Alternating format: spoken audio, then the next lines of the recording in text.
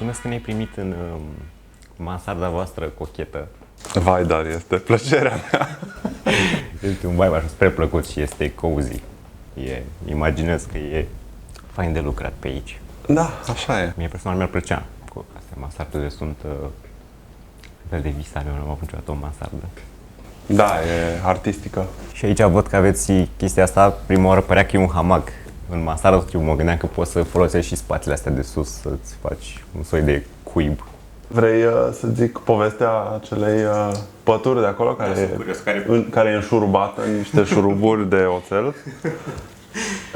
Deci aerul ăsta condiționat cam bate în cap la unii oameni și unii oameni, după ce am avut așa conflictele tradiționale de birou de hai să-l oprim, hai să-l pornim, băi, suntem la mansardă, murim de cald, ce facem totuși?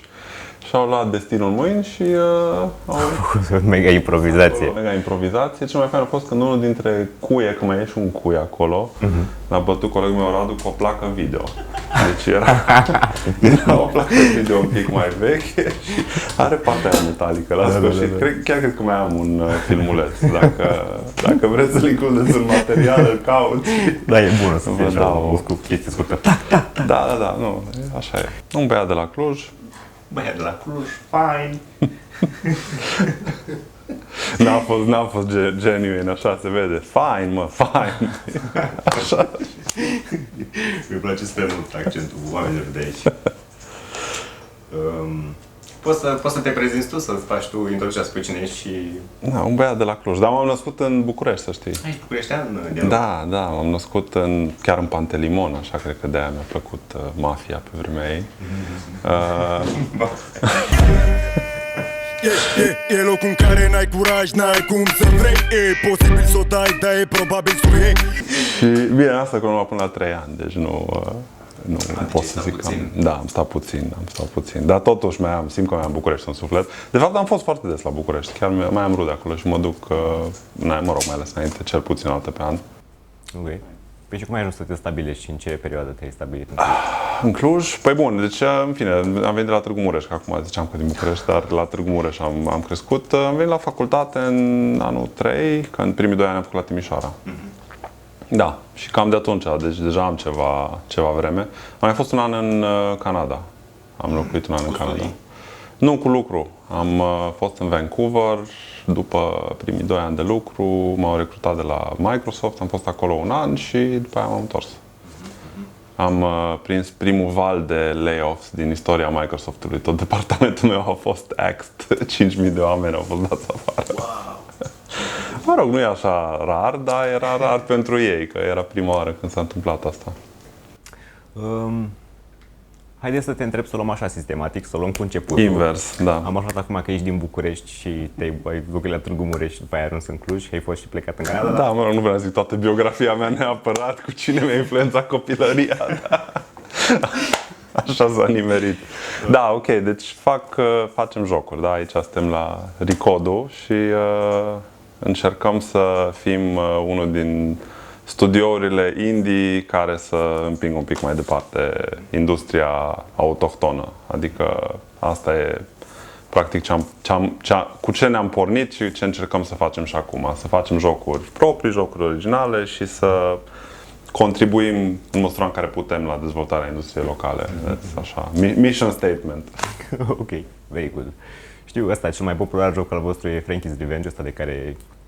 Also, singurul pe care l-am scos deocamdată. Am și întrebarea, mai aveți ceva pe țeavă?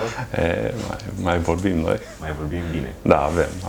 Uite, și eram curios cum a început, cum s-a creat studioul, cum a luat naștere și câți oameni ați fost inițial și la ce formulă ați ajuns în prezent. Da, păi a fost o călătorie, cu siguranță, mai lungă decât aș fi crezut. În 2016 am început, pe la prima jumătate a anului. Practic l-am pornit după ce am plecat de la jobul meu anterior, adică eu lucrasem înainte destul de mult timp, mai mult de 10 ani de carieră în IT, nu în jocuri, în IT. Și, mă rog, tot vreau să fac, adică a fost o combinație de două lucruri. Vreau să fac ceva pe cont propriu, să încerc să văd dacă într-adevăr pot să pornesc o chestie și să fac ceva așa de la zero și în al doilea rând vreau să lucrez în jocuri, că domeniul e, adică de asta m-am apucat de programare. Ca hobby l-am făcut de multă vreme, dar professionally n-am lucrat până atunci, niciodată. Și începusem cam cu un an înainte să tatonez terenul, să văd ce se mai întâmplă, dacă există oameni la noi. Nu știam nimic despre industria din România, deci absolut nimic. Asta era prin 2015, poate. Și apropo de Clujotronic, că știu că acum ați fost la Clujotronic. Și știm că este vechi de 10 ani festivalul. Da, deci la Clujotronic m-am dus și am participat la un Game Jam în 2015, cred. Era Andrei Strate, atunci era la RGDA. Și a fost și ceva evenimente, a fost ceva workshop și Game Jam-ul respectiv a fost așa, practic primul meu contact cu industria din România. Cred că tot atunci a fost și o întâlnire RGDA aici. Mi-a fost Nick Berbece și Andrei. Nick ne-a ținut talk-ul ăla despre animații, despre Why Your Death Animation Sucks sau ceva genul ăsta. Știu că era un talk popular de-a lui. Și am fost surprins pentru că mă așteptam că o să mai fie 2-3 amețiți care au interes pentru chestia asta, dar când m-am dus la workshop-ul ăsta, de fapt nu era un workshop, era întâlnirea RGDA de care ziceam, era plină sala, erau, nu știu, 40-50 de oameni și bineînțeles nu erau profi, nu lucrau toți în domeniul, dar erau oameni care vroiau să facă asta, aveau așa suficient interes încât să-și iau o sâmbătă, nu știu câte ore.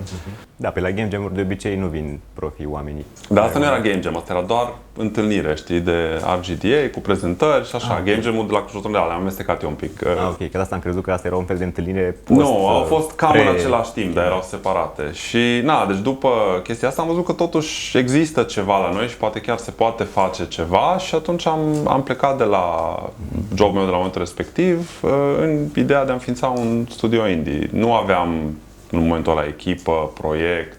Deci erai solo. Eram solo. Și ai făcut pasul ăsta de îmi las jobul actual și l-ai tăiat așa brusc? Da, pentru că deja, adică, cum zic, tatonam terenul de ceva timp și mi-am dat seama că nu îmi permite timpul. Adică am un job destul de solicitant cum era și nu permitea timpul să chiar învăț, să chiar mă implic suficient, știi? Și atunci am zis, ok, dacă nu sar așa cu capul înainte, nu o să reușesc să fac nimic. Și da, am plecat și așa s-a nimerit că după 2 luni a fost nu Game Jam-ul ăla de la Cluj-Rotronic, acum le tot amestec, ci un alt Game Jam. Și așa a apărut prima oară ideea cu Frankie's Revenge și s-a format prima formulă a echipei, pentru că echipa a trecut prin niște transformări. Deci asta l-ați dezvoltat inițial conceptul la un Game Jam. Exact, da. Și în mansarda asta l-am făcut, chiar și atunci, da. Deci, practic, cum eu eram în faza aia de ok, hai să văd ce oameni ar mai putea fi interesați, ce proiecte am putea face, eram așa într-o fază exploratorie, am întrebat câți oameni pe care știam deja, Radu, printre care Radu, co-founderul meu. Bun, vreți să veniți, e Game Jam-ul ăsta, eu o să mă bag, cine vrea să mai vină? Și au venit, am fost 5 oameni atunci. Am făcut asta în 72 de ore, primul prototip cu Frankie's Revenge arăta complet altfel. Cred că am dormit vreo 5 ore atunci în alea 72 de ore, a fost așa hardcore. Tu ai avut partea de programare, presupun. Da, programare și design oarecum ca așa cum știi, că și organizare și design, știi, încercam să... La început, era o tematică, știi cum e la Game Jam, trebuie să vii, hai să brainstorm, fiecare să vină cu o idee, încercăm să le votăm cu care ne place cel mai mult, că totuși eram o echipă și da, am făcut coding. Da, și probabil un pic de game design, probabil dacă la Game Jam așa e, toată lumea se implică în... Când ești indie, rare ori faci o singură chestie, cam faci mai multe. Da, asta mi se pare și un lucru bun, nu te plafonezi, ești așa. Da. Deci așa am început. Am început cei 5 care am făcut game-ul respectiv, dar tot mai eram full-time, adică restul aveau joburi, aveau treaba lor și contribuiau cât puteau în timpul liber. Și în timp am crescut echipa, adică după... Am început, cum am zis, numai eu singur și full-time, dar erau ceilalți în timpul liber și în măsura în care puteau și încet s-au adăugat la echipă chiar full-time. Adică a venit Gabi prima oară după o jumătate de an, am avut prima expunere la DevPlay, asta a fost de fapt chestia care ne-a dat încredere să continuăm. Am participat la Indie Expo, am câștigat competiția respectivă și chiar am avut feedback bun de la diversi oameni din industrie care au experiență, știu ce vorbesc și asta ne-a dat încredere că ideea totuși e bună și merită să mergem mai departe cu ea. Și în Formula Maximă am fost 5 oameni. Bine, deci s-au mai schimbat membri între timp, dar destul de repede mi s-a alăturat Radu. Deci noi suntem practic co-founders, Dragoș, pe care poate îl vedeți sau nu, fundalii acolo și el de la început. Deci am fost în Formula Maximă 5 oameni chiar în mansarda asta, după care în 2019 am reușit să-l scoatem într-un early access și a fost, mă rog, acolo povestea mea lungă, acum ți-am zis deocamdată cu studio. Acum suntem 3, 4, încă câțiva part-time, deci acum e o formulă mai complicată, pentru că în timp am mai făcut și un pic de outsourcing ca să-mi aducem niște bani și acum lucrăm la proiectul următor, deci suntem... Deci aveți ceva proiectul următor? Avem ceva proiectul următor, da. Este încă secret? Da, încă n-am anunțat nimic, încă suntem foarte prototyping, deci nu e...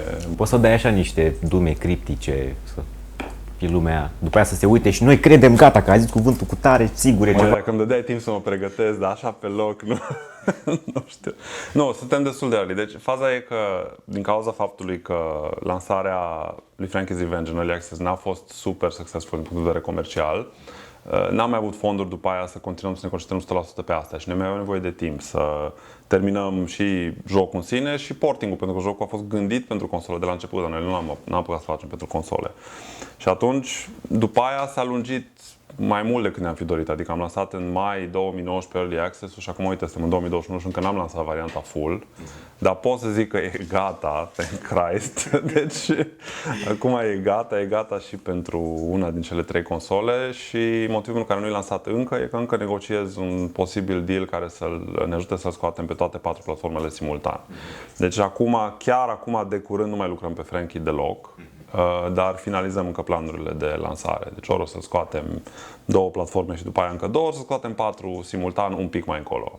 Altfel, thank God, nu mai avem nimic de făcut pe Frankie, că după 5 ani te cam saturi așa. Da, am văzut că e complicată asta portarea, nu? Să faci... Da, bine, la noi Frankie nu pare așa complicat dacă te uiți la el, dar e un joc multiplayer, multiplatform și are și local co-op și online multiplayer și asta îl face destul de complicat din punct de vedere tehnic. Plus platformele, plus faptul că noi cel puțin n-am avut experiențe, chiar dacă Radu, co-founderul meu, el are experiență în AAA destul de lungă, dar nu a mai lansat jocuri pe console. El să se ocupe de partea asta în particular, știi? Okay. Da, cam asta e așa pe scurt. Dar mai zi tu că am vorbit mult. Și... Păi nu, asta nu e despre mine.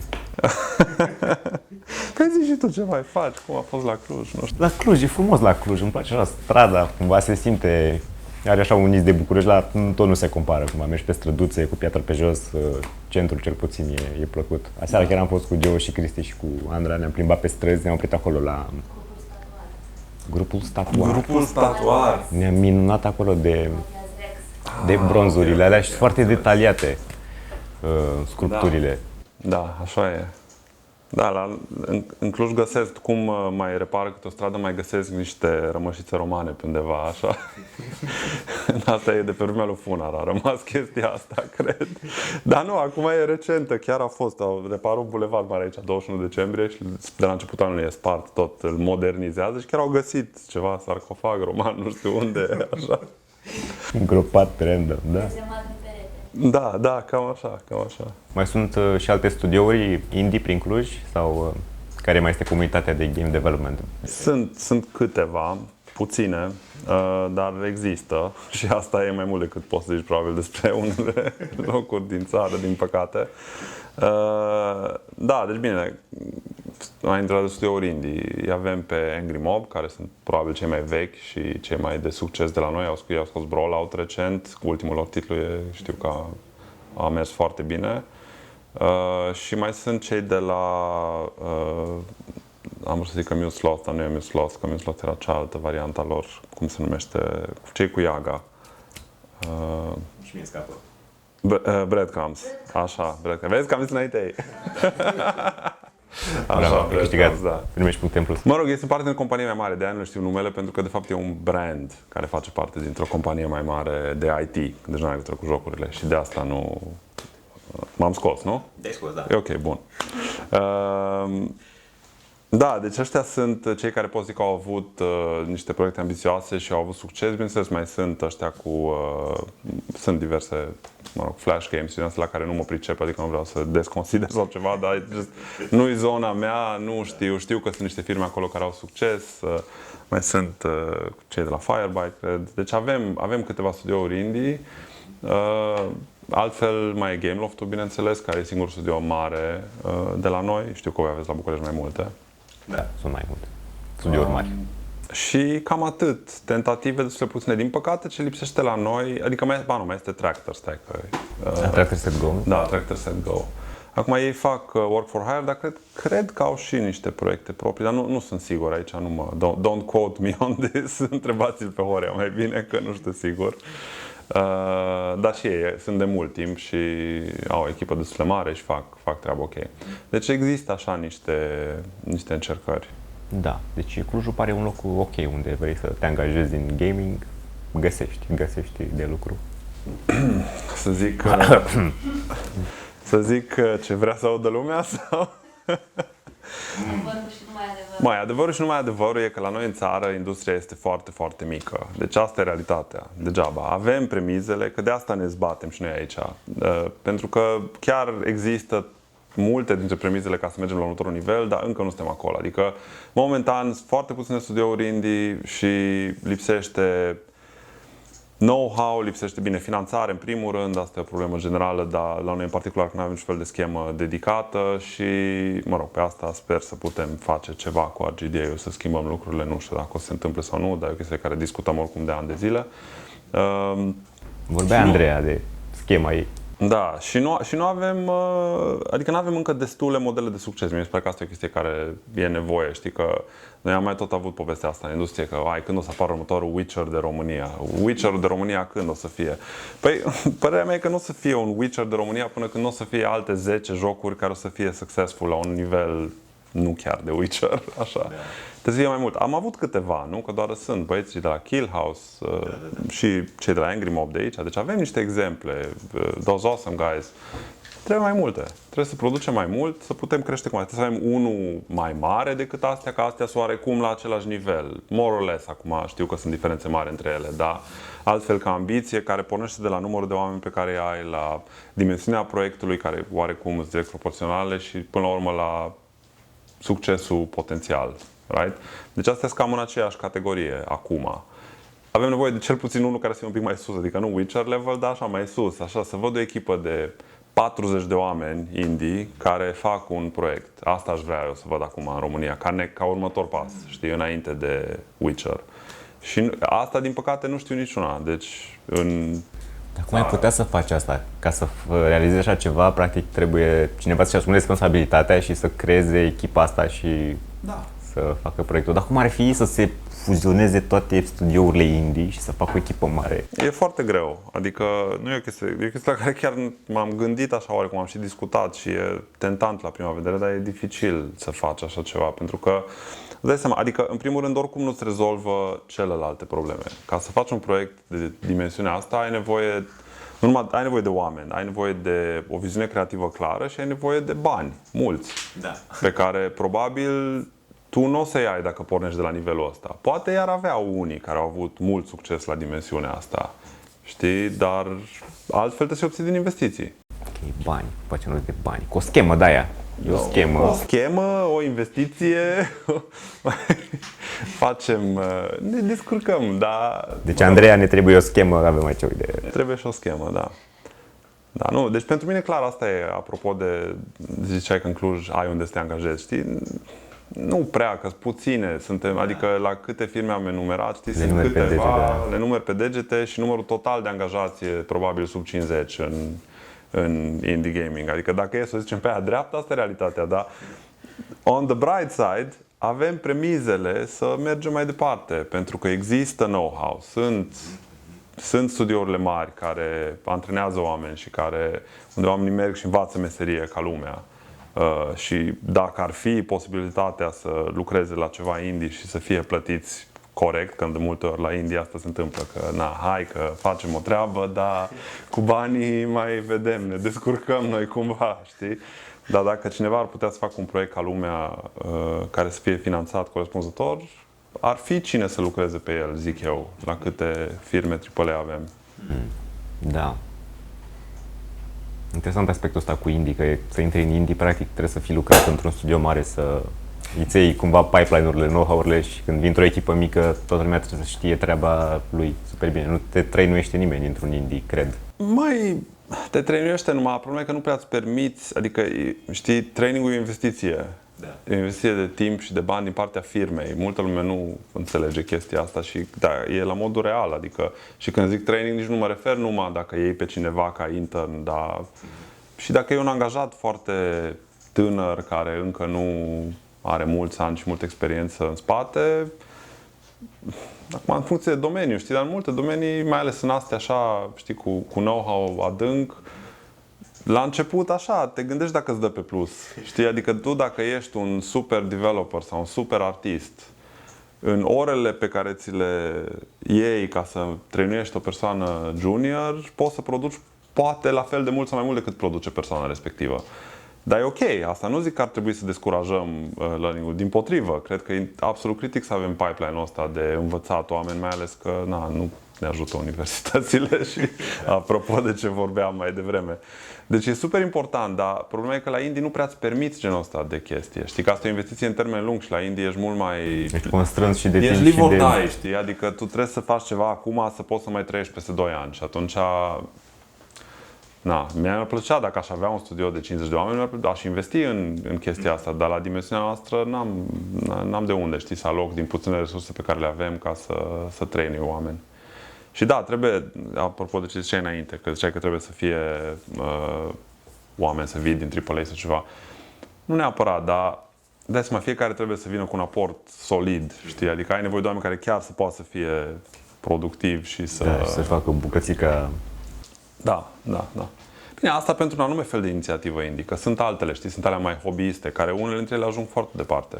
Dar sunt unii care se apucă niște oameni care le place și care folosesc asta ca oportunitate să învețe, e perfect ok. Da, și drive-ul ăsta e puternic de da. cineva vrea să învețe, să descopere. Adică se adună, știi, 5 oameni care sunt super pasionați și nu știu ei foarte multe, dar uite, au lucrat împreună la un game jam, au o idee bună, perfectly ok, știi? Că și dacă nu o să-l scoată neapărat următorul, nu știu ce, joc super succesful indie hit, dar experiența o să-i facă ca jocul de după să chiar poată fi un indie hit. Da, sigur, sunt complet de acord. Doar că asta, experiența dintr-un studio, cumva îți mai dă niște părcuri ca artist, lucrezi mai repede, știi metode mai eficiente de a face ceva, mai optimizări, bla bla. Da, adică știi niște tricuri mai mult în late game, așa. Da, păi sunt tricks și sunt chestii de productivitate, adică și plus capcane pe care poți să le muști. Adică noi, de exemplu, erau multe chestii pe care nu le știam și ne-au mușcat la sfârșit, mai ales pe partea de optimizare, fiind intended și pentru console. Da, chiar nu știam destul despre asta. Da. Am petrecut mult timp, apropo de ce s-a întâmplat după Early Access, că o bună parte din muncă a fost și pe partea asta de să-l facem destul de optimizat ca să meargă bine pe console. Trebuie să refacem aproape toate asset-urile, practic. Deci a fost așa, like... Da, good learning experience, ce pot să zic. Uite, acum, de exemplu, puteai să eviți pasul ăsta și să ai altă abordare la modelare ca să eviți... Da, absolut. Adică acum, pe proiectul următor, chiar cred că o să putem face o treabă mult mai bună într-un fel. Adică nu neapărat mai eficient, o să putem lucra mai eficient. Multe chestii la care înainte bâșbâiam, acum le știm foarte bine. Deci, da, experiența aveți. Da. O să iasă mai bine, sigur. Înțelepciune. Poți să ne spui cum ai ajuns să fii managerul unei echipe de 5 și ce experiențe trecute ai avut până să ajungi să fac acest pas?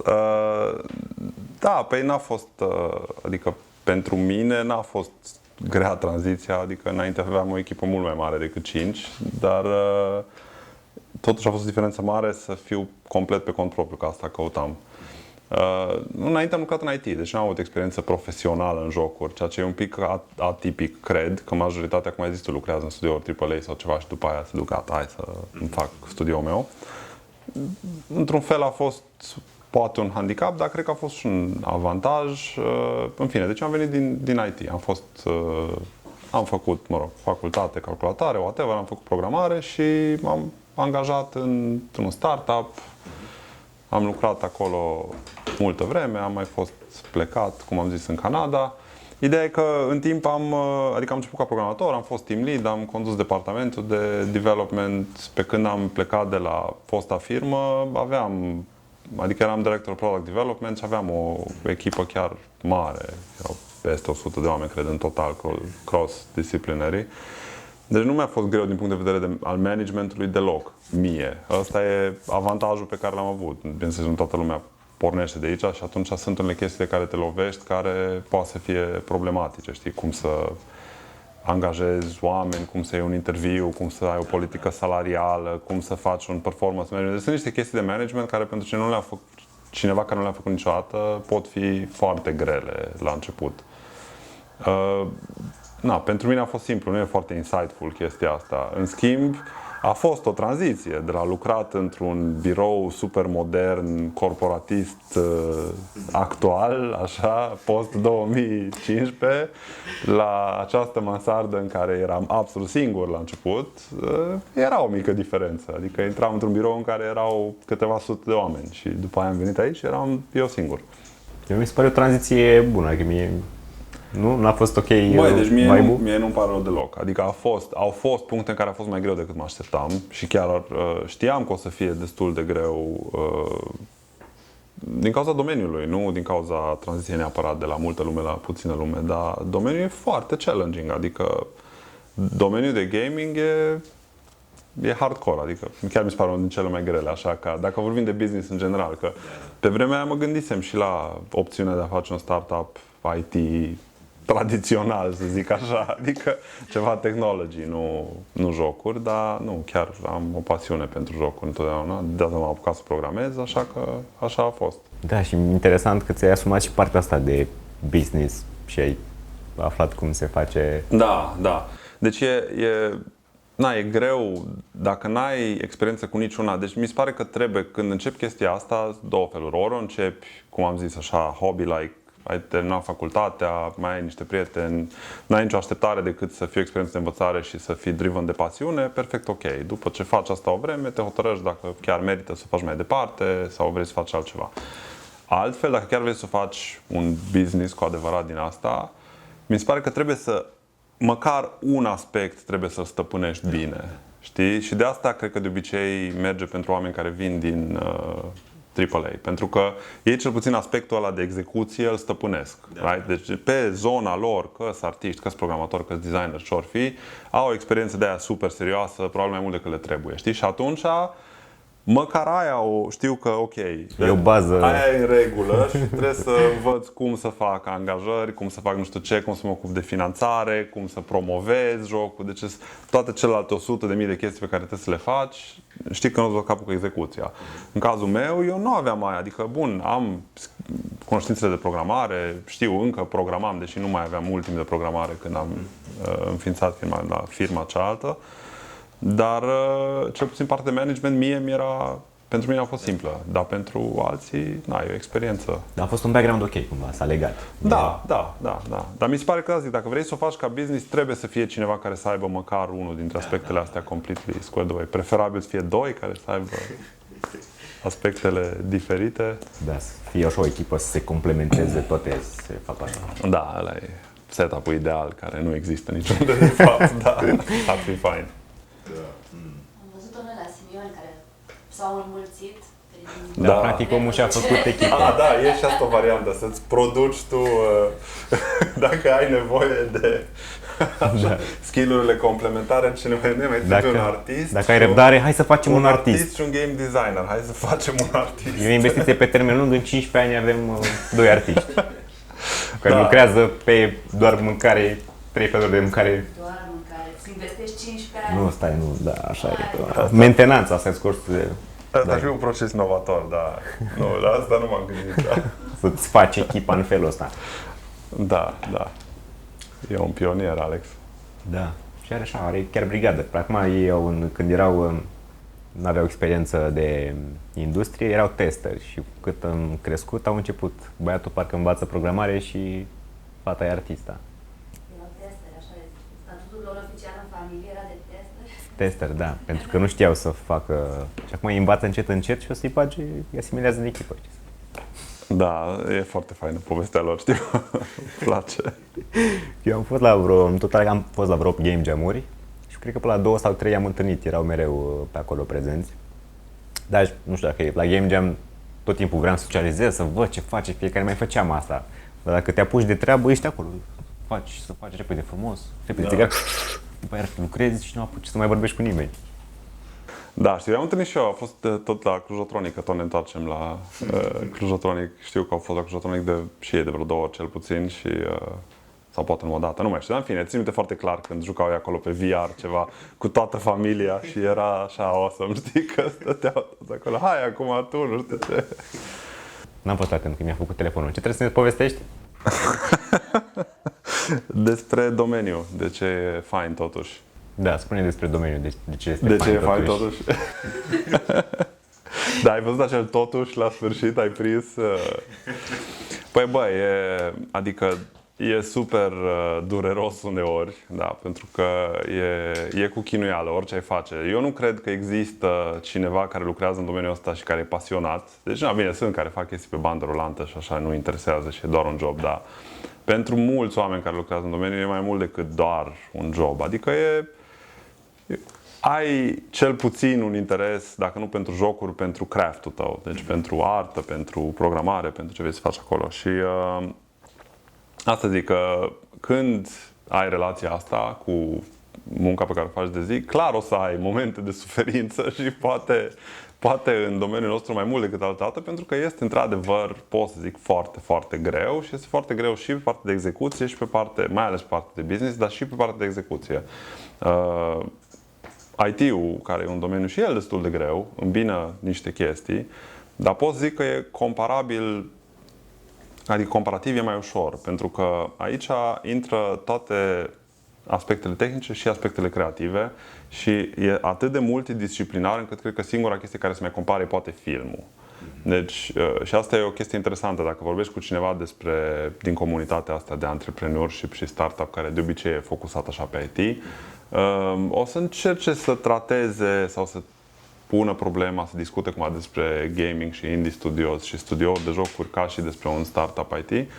E destul de diferit, pentru că efectiv e alt sector. Vorbim de entertainment și seamănă mai mult cu film decât cu IT, cu ceva firmă din asta care face un produs tehnologic, un Facebook sau mai știu eu ce. Da, pe e și componenta asta artistică, nu? Și toată narativa și... Artistică, deci ai bineînțeles arta în toate formele ei, da? De la concept art la 2D, la 3D, la UI design, la audio, nu? Ca și... audio, asta vreau să zic, ai partea audio, sound design-ul, muzica, toate astea se meargă împreună, narrativul, împreună cu toată latura tehnică, bineînțeles, deci și să faci un produs care, până la urmă, fan. Bine, plus să nu mai zic de game design, care e o chestie care e aproape inexplicabilă altor oameni, deci e foarte greu să zici ce face, de fapt, un game designer și ce înseamnă designer, nu ce face un game designer numai. Și faptul că trebuie să aduci toate chestia asta la un loc și să le faci să chiar meargă și să producă o experiență faină pentru oameni e un challenge, dar e un challenge plăcut, pentru că cumva trebuie să le... Nu știu, trebuie să... Te obligă să fii creativ, știi? Nu poți să fii așa bored și să stai acolo și ok, hai că bat în tast. Adică orice face, chiar și dacă faci programare, știi? Nu faci programare și faci spreadsheet-uri, că faci programare și te gândești cum trebuie să meargă laserul ăsta, trebuie să fie mai albastru, trebuie să fie mai rapid, trebuie să se dizolve mai repede, știi? Adică genul de întrebări sunt altele în orice ai face. Te gândești cumva e imaginativ și e super fun din cauza asta. Comparativ cu jobul meu anterior, care, cum am zis, era un produs software, o firmă care producea diverse produse software în domeniul de imobiliare. Era foarte fain, dar când mergeam la conferințele din industrie, nu era la fel de fain ca la conferințele din industrie de acum. Da, pot să înțeleg. Adică erau tot felul de oameni interesați de industria lor, agenți imobiliari și alții care... N-am nimic cu ei, dar... Deci pasiunea nu era nici pe departe aceeași, asta vreau să zic. Și e altfel. Și acum dacă te duci, se vede, toți oamenii care lucrează au, știi, there's a drive. Da, vezi pasiune în ei acolo. Da. Da, păi și eu mi-am muncat personal așa cumva. Nu sunt, trebuie să muncesc sau... Deocamdată nici nu mă opresc când se termină programul, eu lucrez că îmi place, vreau să mai bag. Da, bine, chestia asta e exploatată un pic în industria noastră. Asta e altă problemă. Acum e drive-ul foarte angajaților hot sau ce? topicul. Păi da, știi că sunt toate controversele astea cu crunch-ul, cu companiile astea care bagă câte 8. Noi nu avem crunch, eu vorbeam strict așa de mine și cum ne facem cumva timpul singuri și putem să lucrăm cumva să ne gestionăm orele. Știu ce zici, de asta zic, că tocmai pentru că oamenii sunt pasionați și că zicea ar trebui să vrei să mai nu știu ce și sunt locuri în care se exploatează maxim.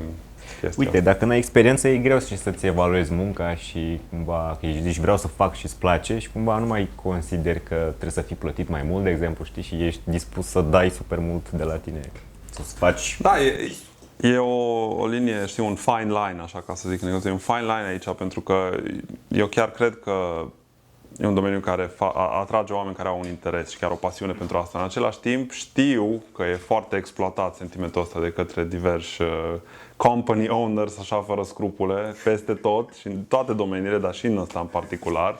Și atunci, da, nu vreau să zic, știi, dacă ești un tânăr artist sau programator sau mai știu eu ce, că bă, hai că e așa fain, urmează pasiunea, nici nu contează altceva. Da, dar gândește totuși să fii și recompensat pe măsură și să fie o relație fair cu angajatorul și na, până la urmă e și un job, știi, nu e numai așa o chestie de pasiune. Da, sunt mai mulți factori. Ideea e că oricum mai începe și dacă ești exploatat sau nu, la un moment dat îți dai seama și îți faci cumva, fiecare își face singur ideea despre ce e bine sau nu pentru el. În orice caz, dacă găsești un loc în care ești mulțumit, e foarte rewarding, asta e ideea. Chiar și dacă nu are succes, știi, proiectul sau mai știu eu ce, dar e rewarding munca pe care o faci. Și colectivul, dacă ai o echipă faină, absolut, da. Contează mai mult decât că îți mai dăm un extra milion acolo, că ești tu pasionat. Da. Echipa. Așa e, absolut. Numai n-am vrut zic asta că e super clișeu, știi? Mai ales dacă vii într-o poziție executivă și zici, băi, pentru noi oamenii contează cel mai mult, știi? Așa e, dar dacă trebuie să zici cu voce tare, nu știu, înseamnă că... Bine, am zis-o eu, ok? E perfect. Păi nu, zic, mă bucur că ai zis-o tu, știi, că eu nu vreau să zic că e... Dar chiar așa este, că mi-am făcut prieten la birou și mi-e drag să stau acolo.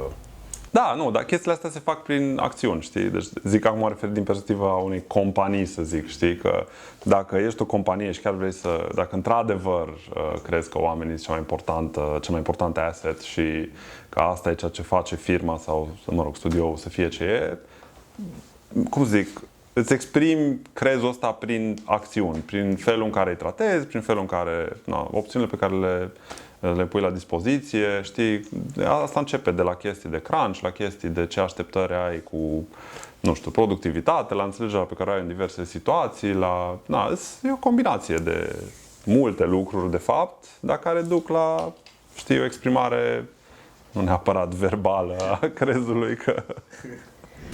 Să alegem o misiune, nu? O misiune, da. Vrei mai greu așa? Hai că ești gamer adevărat, nu? Da. Trecem hai să zicem pe challenging, nu chiar pe hard.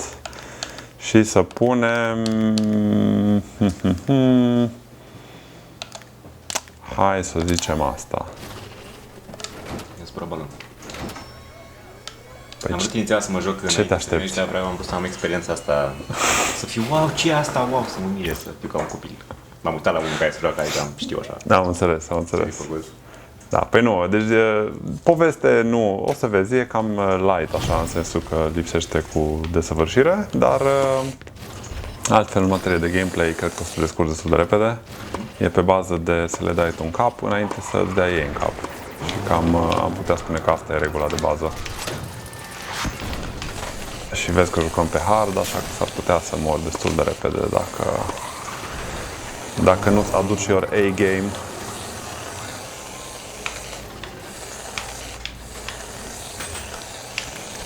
Aha, deci cu healing, am înțeles. Perfect.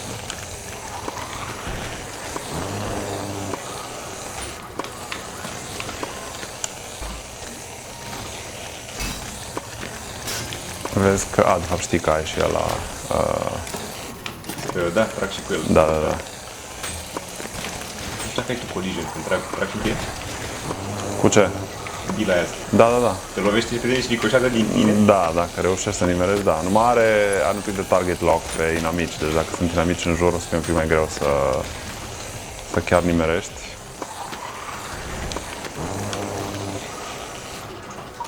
Dar na, când nu sunt aici, poți să mai încerci.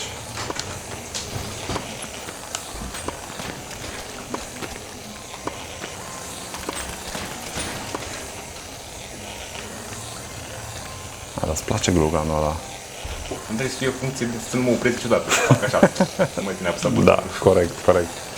Bun, ai tras pe tine la pescuit, trebuie să pescuiești chestiile alea.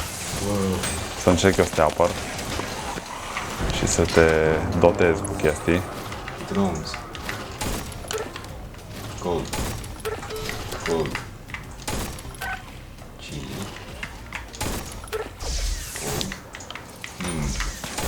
Opa, E coldul ăsta? opa, Am găsit-o. ai găsit-o? Țais. Conform poveștii avansate, hai că mai avem nevoie de 3. Conform poveștii, da, pe ți-am adus eu niște muniție, că ai cam consumat-o, da. Conform poveștii avansate de la noi din joc, practic aici trebuie să pescuiești niște baterii din lac ca să le bagi în acest... stai că-ți aduc. O să vină băieții ăștia pe tine, da. Așa este. Gata. Trebuie să te vindeci. Ți-am adus, ba da, cum să nu. Nam. N-am nimerit. Aici ai. Aia vreau. Atât. Uite, what? Chili, buddy. Băi, Buddy. what's going on?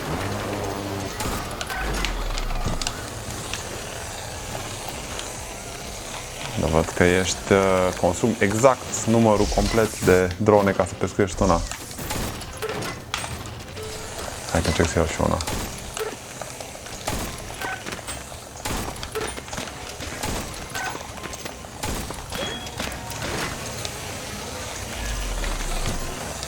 Ok. We are set. Eat glue, sacas.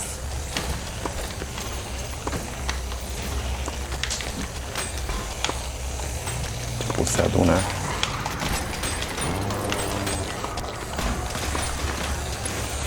Don't die. Te salvezi, băie. Hai așa e, mă. Hai. O să iau. Ia, mănâncă pipici. Plop. Trebuie să mâncați viața acum. Da, păi trebuie să te uiți după chestiile alea galbene care ies. Ce asta? Energy boost. Da, ăla e... poți să folosești arma secundară în continuu acum, câtă vreme l-ai pe ăla. Deci poți să tragi în prostie. Cu ăla, cu tenisbolul. Nu, ăsta nu, că ăsta e pe timer. Arma secundară, zic. Deci poți să tragi cu tenisbolul în continuu, practic. Uite, aia e viața.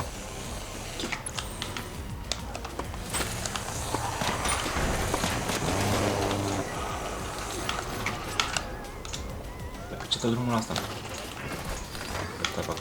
Cu așa. Dar chiar că tu numai tot deployai, nu-l... ăla l-am aruncat eu, dar poți să uite, ia tu frenzy dacă vrei, că ăsta e mai mișto. Deși pentru Glugan nu e așa de, dar pur și simplu crește viteza. Știi, poți să dai mult mai repede cu chestii. Lipici peste tot. Da, e mai impresionant când ai o sabie sau ceva, sau o drujbă. Mi-e pare să-mi suport. Pare să fiu ăla din echipă care nu să zică nimeni, bravo, bune, salvat. Toată lumea e, mamă, ce am făcut ăștia. Dar eu în background țin de el. Trebuia să iei asta de căpățâna de healing și energy. Este unul Era prea full support. defibrillator. Da, era un pic prea full, așa e. Cu asta cu băta, adică cu shellboy-ul e ok, că poți să mai bagi niște damage. Da. Mai ales dacă știi cum acum.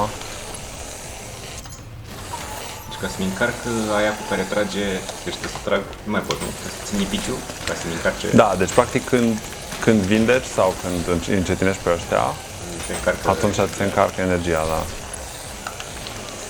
Chestiile astea erau explicate în tutorial, bineînțeles, dar la ce de mers. asta era intenția. Uite aici, double damage.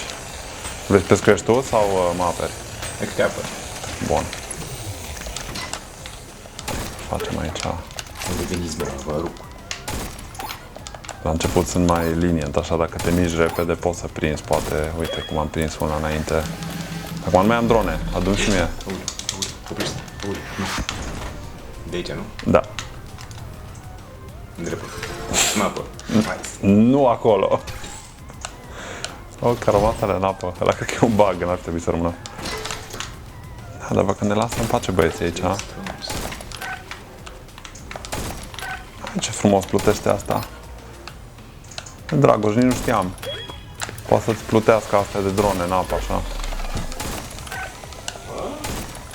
Avem un drone pack rămas în apă și plutește așa frumos. Că nu pot să ajung la el să ridic, dar... Deci plutește urât. Nu, chiar plutește frumos. Doar că n-am mai văzut. Doar că N-are cum. mă rog, hai să zicem că stă imobil acolo. Nu neapărat că plutește frumos. Suspendat. Da, Opa. dai.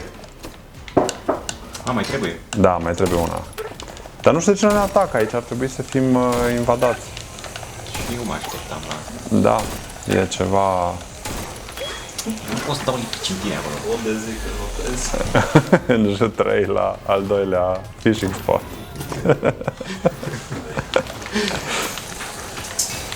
N-a venit niciun inamic pe noi. Ăștia sunt nepericuloși așa în sinea lor. Explodează. Exact. Trebuie să știi să dansezi. Ia, mâncă lipici.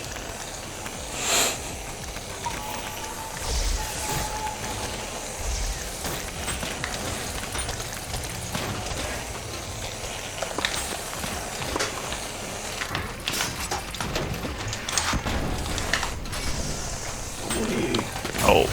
Da, n-am fost pe fază. Mă uitam la tine. Poți să te ajut? You get to shine. Ia. Ai, mulțam. Bun, acum trebuie să deschidem partea asta. Un hack. Hack it. Ia. Hack it real good. I have failed. Miserably. Așa e la toată lumea la primul hack.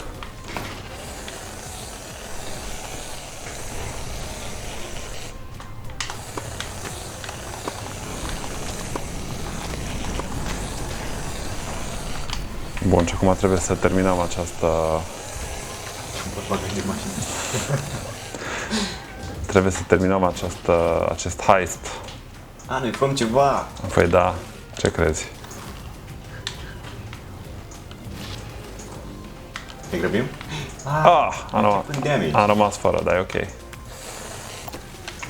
Stroke. Asta Gata, l-ai pus.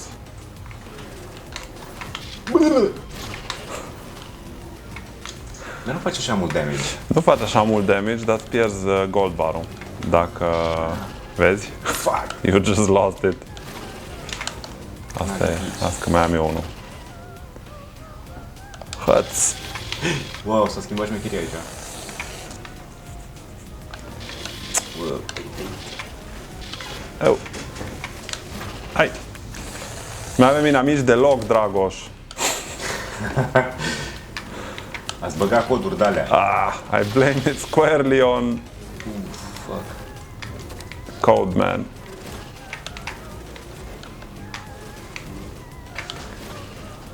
Da, e mai ușor decât ar trebui să fie. Pentru că ar fi trebuit să avem aici antagoniști. Ai mărit și dificultatea. Așa este. Deci nu aveți erori. Nu mă, nu e nicio eroare. Doar lipsă de inamici. Așa e. Ui, bă! Ne mai trebuie două, nu? Da, hai, întoarce-te, hai că te aștept. mai trebuie. La. Haide. Eu. Nice, acum ai inamici, nu? Ar trebui. Ar trebui, dar dacă n-am avut acum înseamnă că probabil nici acum. Uite că totuși la sfârșit și-au făcut simțită prezența. O să mori. Eu acum începe jocul meu. Haideți pe mine. Aia. Da, balonul mă poate salva. Nu neapărat, dar te face mai vizibil. Acum trebuie să chemi evac. Aoleu. Că dacă nu, aici ne vor putrezi oasele.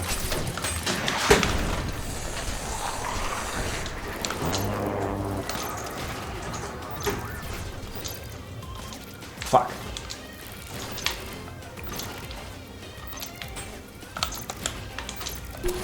Al meu vine. Ale, vine amândouă sau? Da. Da. Suntem pe val, suntem ok. Dar place că ții în serios jobul ăsta. Adică e și bun de heal într-un squad așa. Absolut, sunt antrenat.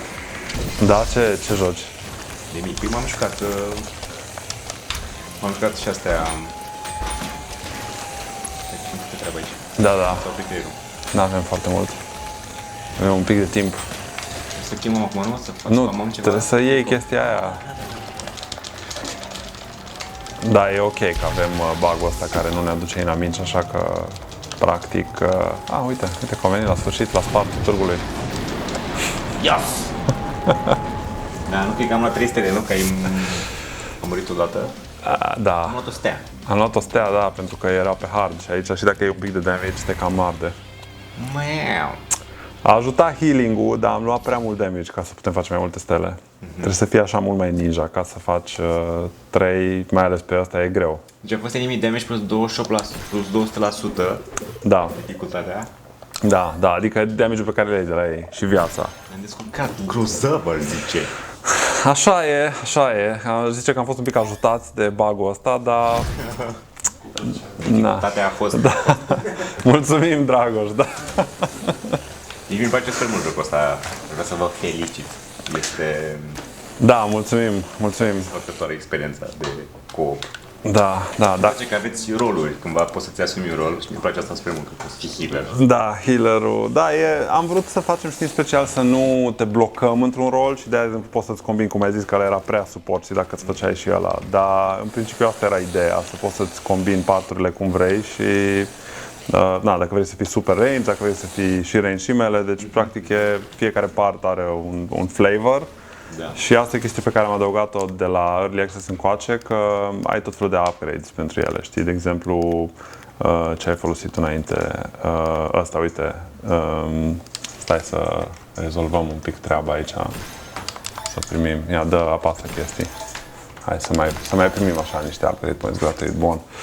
Vezi, de exemplu, ăsta, că l-upgradezi la primul shot, merge mai repede pur și simplu, deci poți să tragi mai des, dar la al doilea upgrade tragi cu 2 mingi, știi? Wow! Da. Și tot așa la glue gun, dacă faci, asta l-ai folosit, nu? Da. Dacă faci primul upgrade, bun, merge tot așa mai repede și al doilea poți să vindești singur. Adică poți să mergi singur în lipiciul tău, da. Stai, cred că este acum o parte din video. Da. Da, am făcut și asta, da. Da, ar fi fost util. Da, dar nu te vindecă. By default, zic. Adică îți trebuie niște upgrade-uri. Da, deci am mers pe ideea asta, știi, să poți să mergi pe o linie și ce-ți place. Super mișto. I love it. Cumpărăm. Așa sperăm și noi. Să vă placă. Acum e momentul acela, nu? Ăla de început. Păi să bem, sănătate. Am avut o asta cu paharul de țuică cumva și mă învățasem cu modelul ăsta. Băi, nu știu, stai, dar nu cred că mai Ai tărie? Nu mai e. S-a pus tu că mai e pe un spate. Băi, nu știu. Să-ți mulțumesc că ne-ai primit și ne-ai povestit din experiența ta. A fost plăcerea mea deosebită să vă povestesc. I-a fost put și mulțumesc pentru cafea. Da, asta e. Țuică n-am avut, deși suntem în Ardeal, da. Băi, da, să știi că asta trebuia să venim noi cu țuică. Aveam o țuică bună acasă și... Nu știu, că după aia te judecam, știi? A, da? Da, după aia ziceam, bă, asta nu e chiar țuică, e... Trebuie să, dacă n-ai un pic de elitism regional, pentru ce mai trăiești, știi? Adică... Trebuia să vin cu din aia tare, cumva. Da, era foarte mare presiunea. Păi nu? Da, mai bine așa, mai bine așa. Așa zic și eu, cel mai bine. Da. Da, oricum, mersi, a fost fun. Nu a Da, fost... super. Să facem așa? Sigur. Vai. A fost bine? Sau putem să facem așa? Cum? Să doară. A durut un pic. Făceam cu nepotul meu, l-am învățat ceva din asta. Pa. Salut ăsta. Da. Ia, încearcă să înveți cum are. Ia. Da, vrei să arăt? Salutul pe care îl fac cu nepotul meu, bun, e, fii atent de pac, pac, așa, pac, pac. Ah, ok. Ai înțeles? Dar mai fă o dată, odată nu ai părut... Păi nu știa ce vine, că poți să te ții așa, da. Viață... Bun. Gata, l-am învățat. E salutul. Finalului. Stai un pic, ca să știe. Deci asta e pentru nepotul meu, Vlad, că o să vadă sigur chestia asta și să știe că e un viitor YouTuber faimos el, așa că... Ah, ok. Fii atent, Vlad, mai ții minte când am făcut noi asta așa, pac, pac, pac.